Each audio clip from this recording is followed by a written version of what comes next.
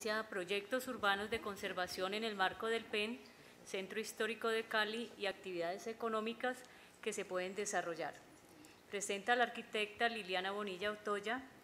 con la ponencia ¿Qué se puede hacer y qué no desde lo urbanístico, arquitectónico y paisajístico en el Centro Histórico de Cali? Liliana es arquitecta de la Universidad de los Andes con maestría en urbanismo del Oxford Polytechnic, Gran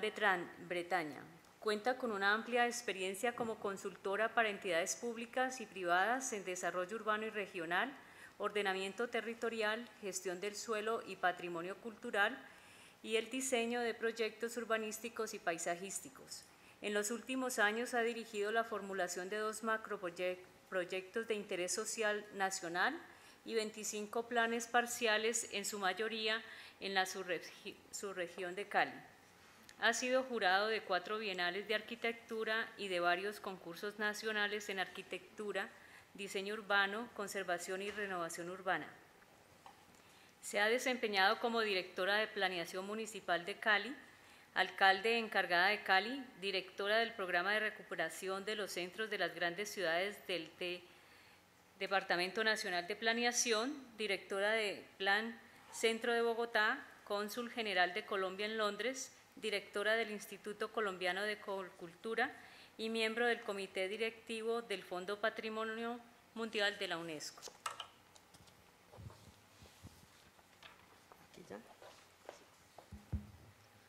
Bueno, voy a ser muy breve en esta presentación, que no es el título grandísimo que me imagino Julián se inspiró y me lo puso. Básicamente vamos ya a aterrizar en el tema del Centro Histórico de Cali, en el PEM de Cali, adoptado en el 2015, y en las limitaciones y oportunidades que este PEM ha generado. Y me voy a referir básicamente a 2 modificaciones que es urgente realizar para que se puedan realmente desarrollar proyectos en el centro de Cali. El Centro Histórico de Cali fue declarado Monumento Nacional por la Ley 163 del año 59. Solamente hasta el año 71, por un decreto nacional, se delimitó qué era ese centro histórico. Y ese centro histórico eran 9 manzanas en el entorno de la Merced. Y casi 50 años después de la declaratoria del 59, que fue un primer paquete de declaratorios de centros del país, se adopta en el 2015 el PEM de Cali, el Plan Especial de Manejo y Protección del Centro Histórico de Cali, que redelimita el centro histórico y pasamos de 9 manzanas a 58. Es decir, lo que hace el PEM, ese PEM, los documentos base, los documentos de soporte técnico fueron elaborados por el CIDSE de la Universidad del Valle, quien hizo una primera entrega al Ministerio de Cultura. En el 2012, el Consejo Nacional de Patrimonio recomendó ajustar todo el tema de gestión de financiación, lo retoma el municipio de Cali y en el 2015 se adopta. Pero lo significativo y lo que quiero llamarle la atención es ese salto de que 9 manzanas se vuelven 58 manzanas de centro histórico. ¿Qué implicaciones tiene esto? Las generales. 1, 58 manzanas adoptan el tratamiento de conservación, que ahora Jorge nos explicaba eso qué significa y digamos lo drástico como decisión. Decir, conservación es el tono en torno a 58 manzanas, de las cuales 42 son lo que llama área afectada propiamente dicho, y las otras 16, que son las esquinas hacia la 10ª, son área de influencia, pero que las cubre todas la misma normatividad. Entonces lo primero es, quedan con ese mote de tratamiento de conservación con todas las limitaciones que eso conlleva. Y segundo, la jurisdicción o la entidad que se vuelve rectora en qué se puede hacer ya no es el municipio de Cali, sino el Ministerio de Cultura. Y los proyectos de intervención que se hagan en ese área deben pasar por un visto bueno del Ministerio de Cultura. Entonces, ese cambio tan significativo que uno podría decir, bueno, puede tener implicaciones mayores o menores, no vino acompañado de unos instrumentos que permitieran que intervenir en esas 58 manzanas fueran, digamos, tuvieran procesos ágiles o se pudieran hacer integraciones o pudieran ser, digamos, intervenciones a una escala mayor. De manera tímida, esboza un instrumento muy interesante que dice que cuando se quiera, cuando se tienen, digamos, predios que son los de menor nivel de conservación, ya hablo de eso, que es el nivel 3, y que están, digamos, adyacentes uno de otros, estos predios se pudieran englobar y proponer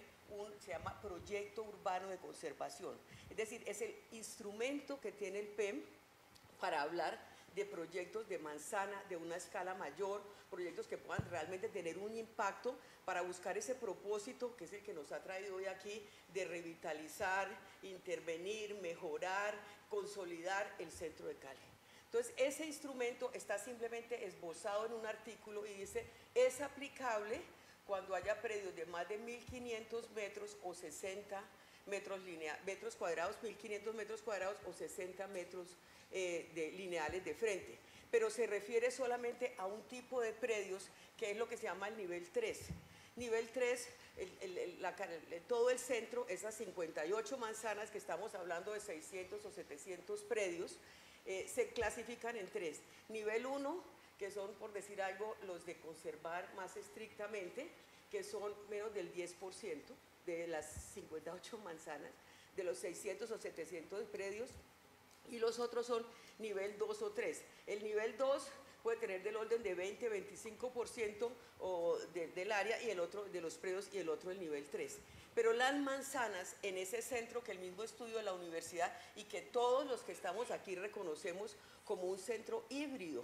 que se fue conformando a lo largo de los años, donde las arquitecturas, las tipologías, todo se va mezclando, no pueden tener una rasante y fue concebido en su redacción de una manera, digamos, a la manera antigua de los centros históricos coloniales cuando se redactaba la normatividad para esos centros, que es predio a predio, es el desarrollo predio a predio y la normativa por manzana, en ficha por manzana, es como un predio se pega al otro, se adosa, se retrocede, cuando sabemos por los grandes vacíos que además hay en el centro, áreas por transformar, como el otro tratamiento que ha salido en la reunión de hoy, que es el de renovación urbana,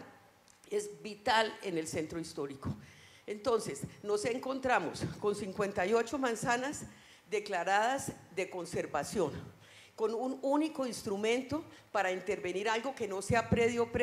que es este proyecto urbano de conservación que no está reglamentado y que se le ha pedido al Ministerio de Cultura, que es el único que lo puede reglamentar porque es un instrumento del PEM. Esto no es un desarrollo del POT, es un instrumento del PEM. La urgencia de que esto tenga un ámbito mayor y permite el englobe de distintos niveles de conservación en una manzana. Y allí pues podemos hablar de cantidades, todo el referente del frente sobre la avenida Colombia, de la zona de los antiguos autocines, de los predios que quedan sobre la calle Octava, de todos los bordes en la Quinta Décima y de mucha de la zona hoy propiamente comercial, donde es factible y donde hay predios que es factible englobar y hacer proyectos que realmente integren predios con niveles 1, 2 y 3 de conservación, destaquen sus valores y permiten realmente ese proceso de revitalización, de volver a habitar, de volver a zonas del centro que se encuentran deprimidas. Tampoco, entonces, este tema del instrumento se vuelve fundamental. Si vamos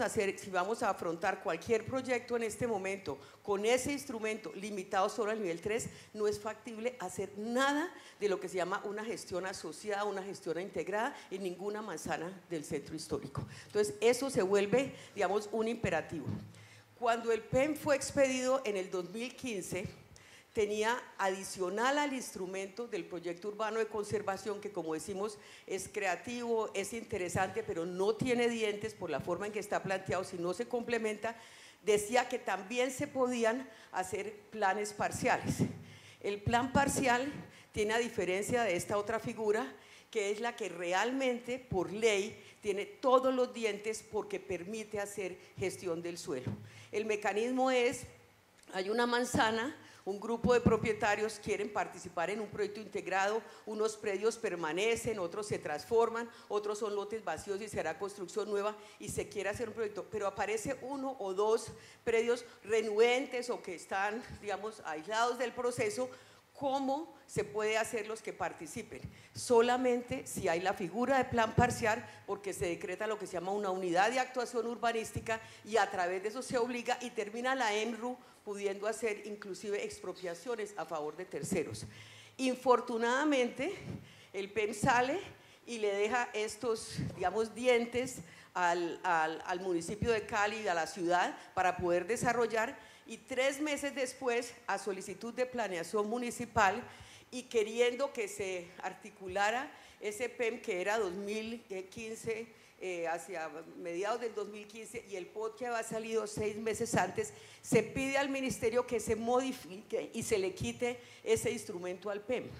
Y se le quite porque en el POT, en una parte dice, se prohíbe desarrollar planes parciales de renovación urbana en tratamiento de conservación.